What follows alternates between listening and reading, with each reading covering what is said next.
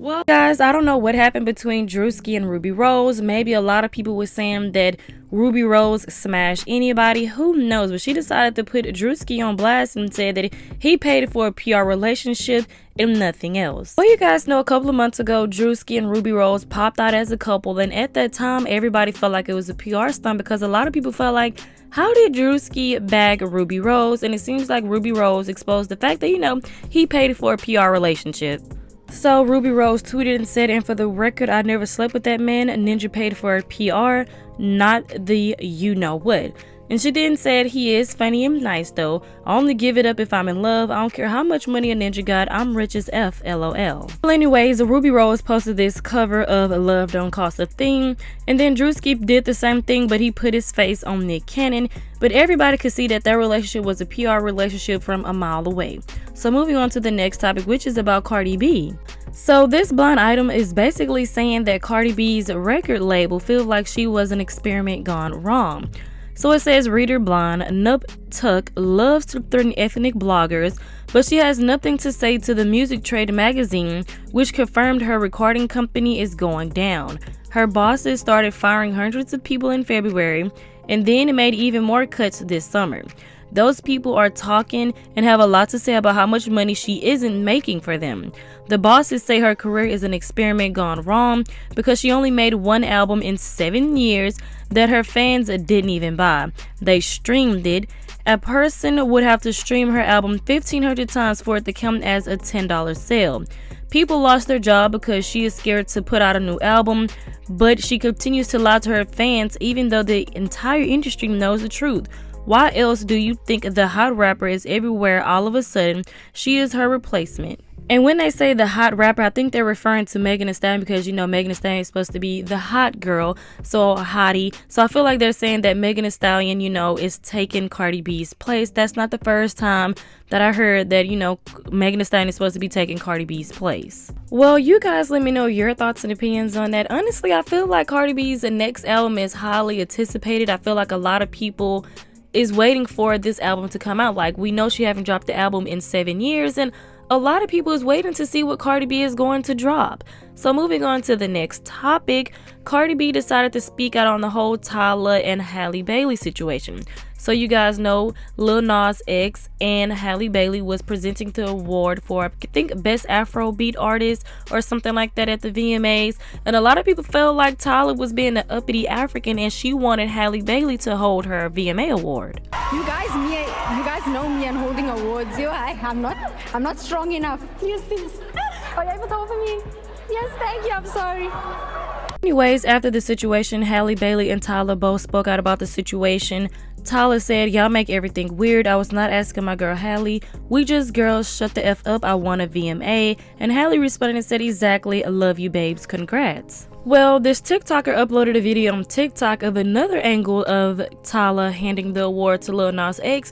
And when you look at the video, you can see that Tyla wasn't necessarily looking at Halle, but it's all about perspective because from the other camera angle that we seen, it looks like she was telling Halle or asking Halle, can she hold the award? But it looks like from this angle, she was in fact asking Lil Nas X. Power of perspective in social media. Obviously something we're going to be talking about more and more as time goes on, because who knew that this moment would cause all of the outrage that it has? I was at the VMAs and I captured this moment because I was like, oh my God, Tyla, Lil Nas X, and Halle Bailey.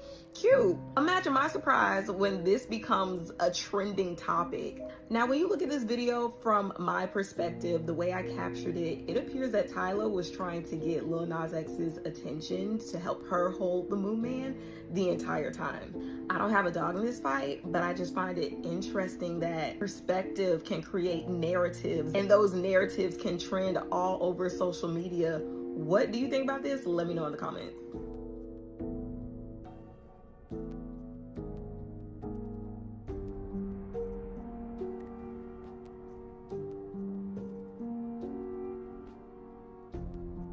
Well, you guys let me know your thoughts and opinions on that angle. Now, you guys know Cardi B receives a lot of hate, but Cardi B do take up for artists if she feels like that artist is in the right. So Cardi B had her thoughts and opinions on the whole Tyla situation. You guys go ahead and take a listen.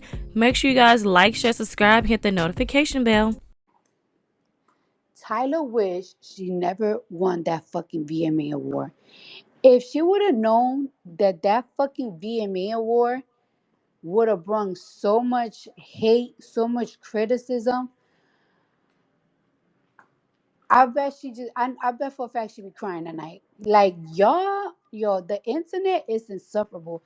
The way that you guys will fucking take a picture, take a moment, and make it something that is not, and then just crush somebody, and like y'all criticize so much that y'all not even noticing. Like you're bullying this girl, and if you really fucking think about it, you don't really have a motherfucking reason to. Like you really, really don't have a reason to, but you making this a reason because you already don't fucking like her for whatever reason. Like something about her that y'all just probably don't like. And I don't know what it is, but y'all are doing too much and it's disgusting. First and first, I seen a video of her asking fucking Lil Nas X. I saw a video of her asking Lil Nas X to hold her fucking award. And let me tell y'all something. I have asked other artists to hold my awards for me myself, cause them bitches is the fucking size of a motherfucking fat baby, bitch. Like that.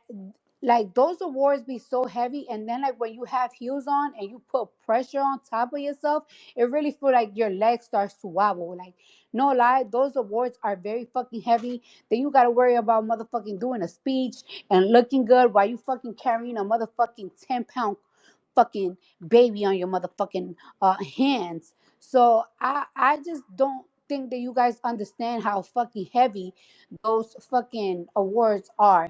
And also, I met Tyler in person. I'm 5'3". I'm 5'3", so I'm already like short. She's shorter than me, and no lie, she's shaped really beautifully, but she's very very skinny like Mariah type of skinny. Like she has to weigh like 109 pounds. So imagine you 109 pounds and you fucking gotta carry a 10 fucking a 10 pound fucking award with heels. She literally asked Lil Nas X. But y'all trying to make this into like, oh, how rude is she to ask another female artist to hold her award like she's the help. And I love Haley, but she didn't even ask Haley to hold her award. She asked Lil Nas X, a man, to hold it. The thing about her too, that y'all think that she acts really uppity. Let me tell you something. A lot of Caribbean people and a lot of African people, like especially girls, like, all right, so I have an older sister, right? Her name is Nikauli. She's also an artist. Her name is Nikauli. She go by Nikki.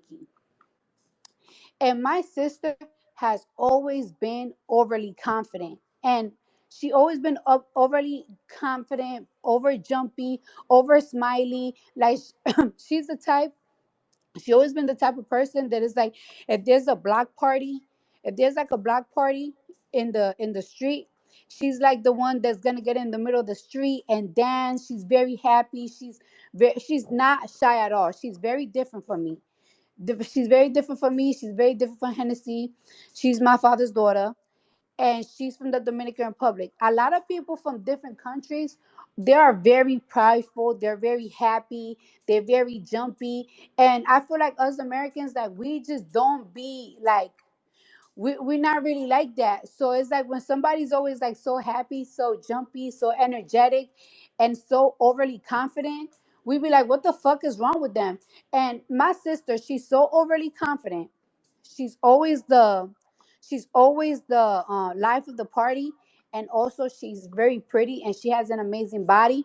So she always tries to prove to people like she's not easy. Like she likes to prove to people like, hey, no, I'm not like these other girls. I don't get down like that. I'm not a hoe. So sometimes when like y'all see Tyler like trying to prove like, oh no, I'm not dancing next to Usher, blah blah blah. I don't think that she's trying to like act like she's better than people. I honestly feel like sometimes people just, when somebody's so overly confident, they have to also overly prove that they're not easy bitches, because sometimes people really think that about you. And I feel like you guys are being really harsh on this girl. She's fucking 22 years old. Also, Do you know how hard it is to be a person from a different country trying to adjust to America? So she's a new artist, 22 years old, trying to adjust to fucking America.